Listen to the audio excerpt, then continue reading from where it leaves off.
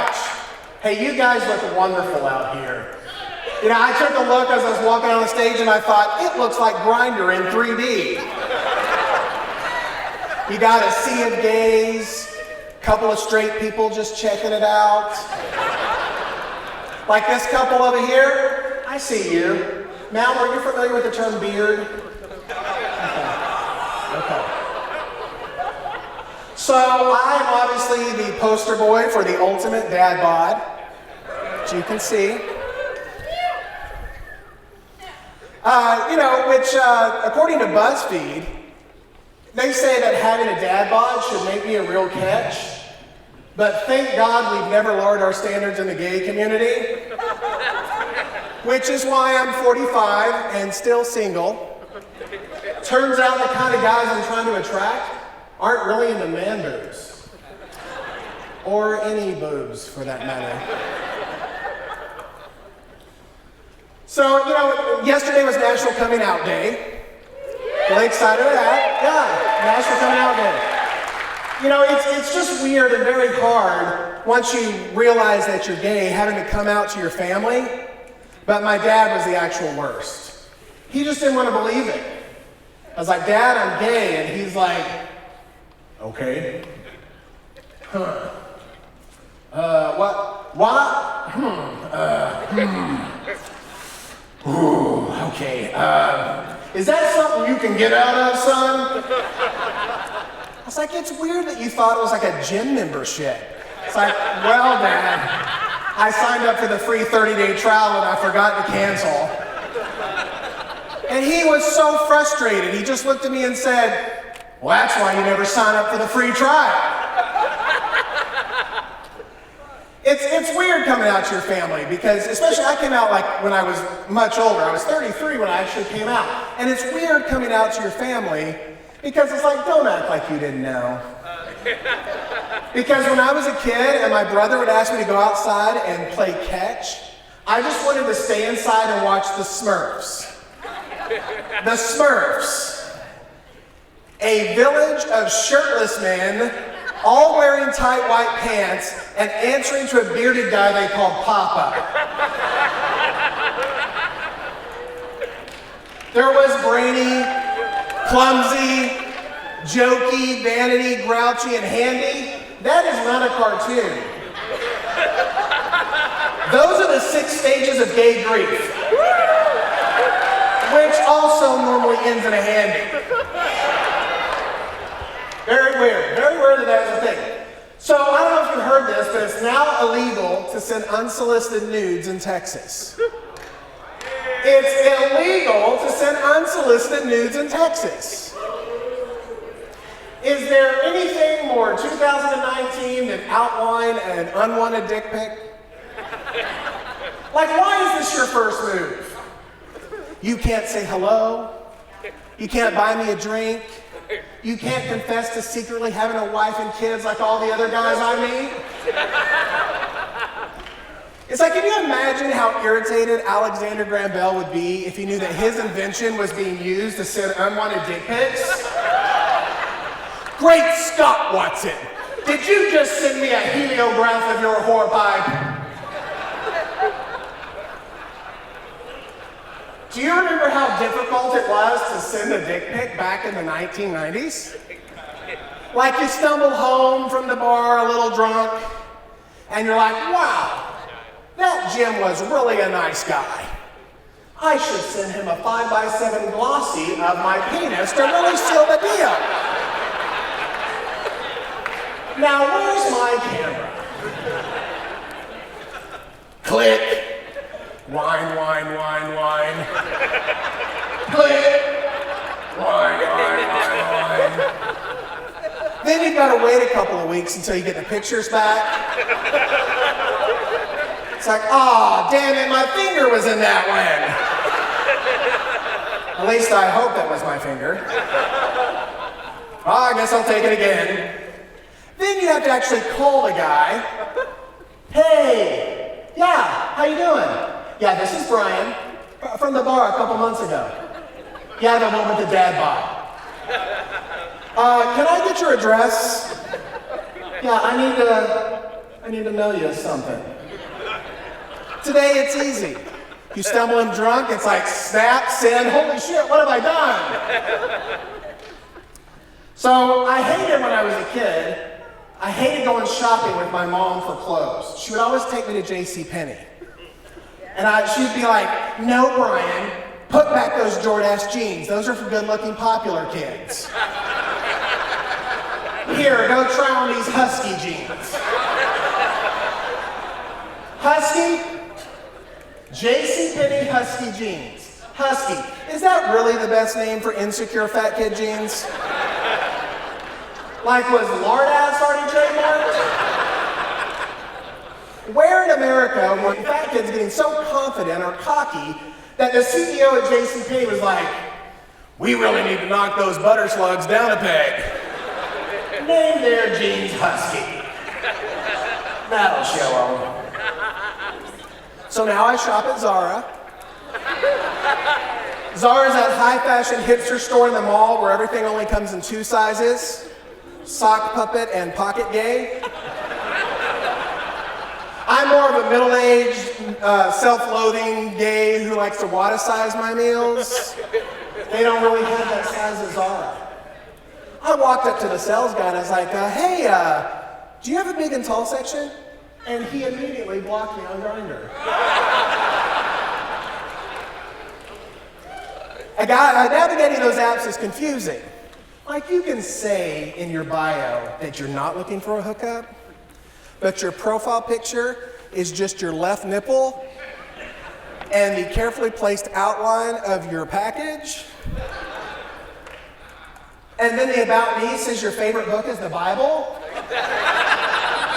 Who the hell are you trying to attract? I had a guy hit me up the other day and he's like, hey, I'm into you.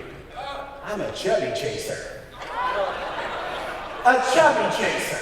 A chubby chaser. Just a guy out there chasing some chub. And I was horrified. No, not because he called me fat, but because chaser implies I might have to run. I'm not doing that.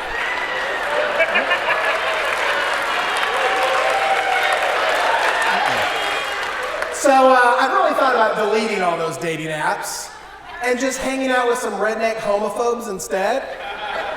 Because those guys always know where to find gays. It's like, you want to go queer hunting? And I'm like, yes, queen! I mean, heck yeah. Yeah, let's go eat some, damn it, I meant kick some ass. So I had a really bad hookup the other night with a millennial, because hooking up at 45 is hard. And so it didn't go well, and I left his basement apartment, walked out the parking lot to find that my car had been towed. So I had to walk back. Hey, I know we both agreed to never talk about what just happened, but can I get a ride? Of course, he didn't have a car, and I'm not riding one of those damn scooters they have on the streets. But don't worry about it, I got a ride. His mom was still home. How are you 28 and you don't have a car? Can we just all agree to stop hooking up if you don't own a reliable mode of transportation? Because there's nothing more awkward than trying to drive someone home after sex. Like, what do you talk about? So, what's your name?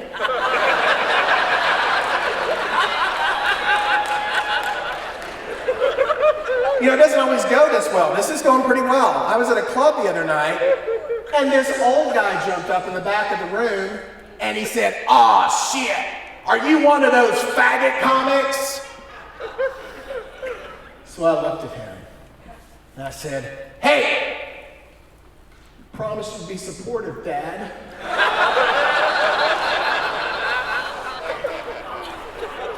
It's weird, when I was 16, my mom sent me to conversion therapy.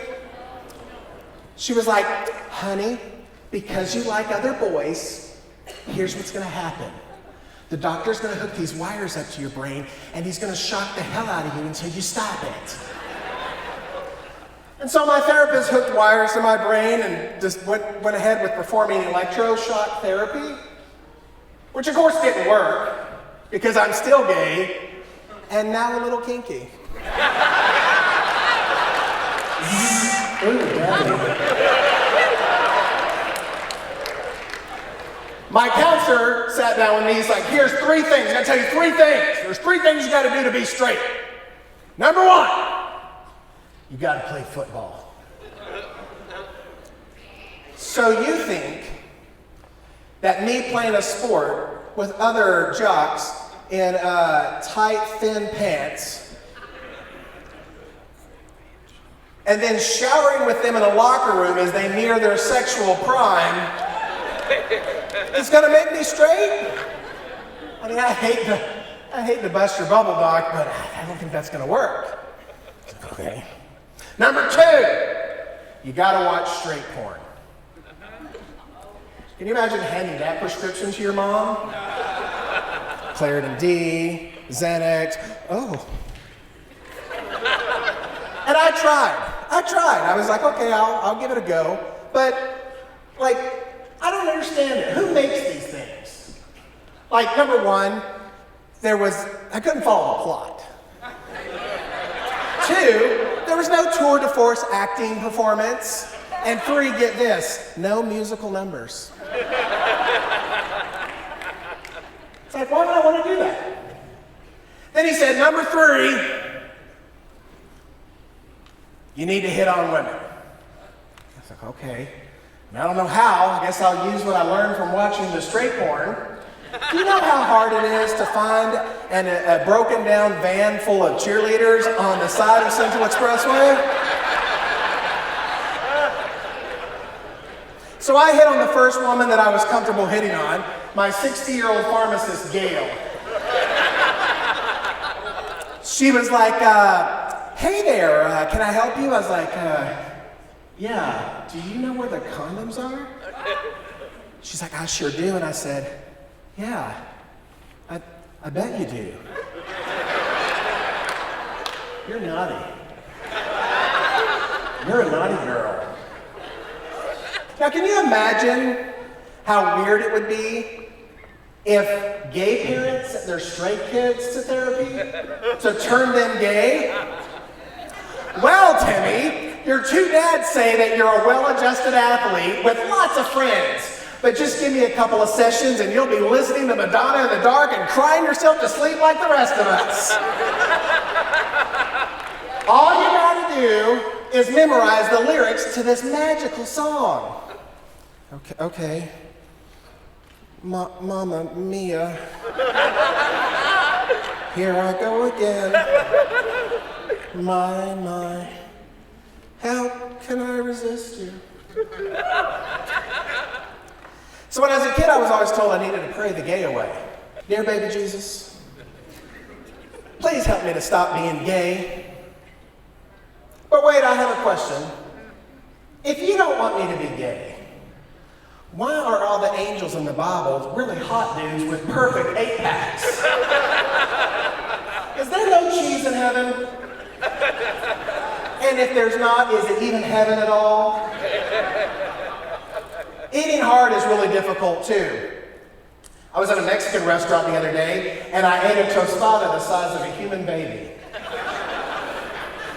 The waitress comes out to me and she says, oh my God, are you okay? Yeah, I'm fine, why? Well, I've worked here for 27 years and I've never seen anyone finish the whole thing. Marlene! You gotta come see this! Yeah, bring the goddamn Polaroid, the birthday sombrero! Was the mariachi band really necessary?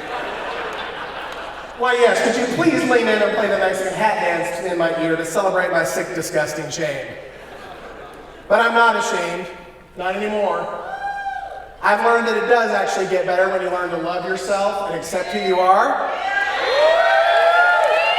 I mean, we still go through a lot of weird shit. Like the first time you're with an older guy and he calls you daddy. Am I the daddy? I'm the daddy. But I've realized 3 very important things. that a lot of people never get to. I've learned this. I may be old, and I may be fat, and I'm definitely gay.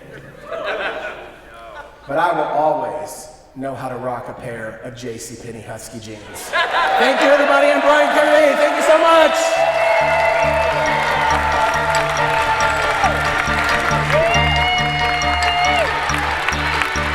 Was he not fabulous? I love that Brian Kennedy. Yeah. I was cheated by you, and I think you know when. So I made up my mind, it must come to an end. Look at me now, will I ever learn? I don't know how, but I suddenly lose control. There's a fire within my soul. Just one look and I can hear a bell ring. One more look and I forget everything. Whoa, mamma mia, here I go again. My, how can I resist ya? Mamma mia, does it show again?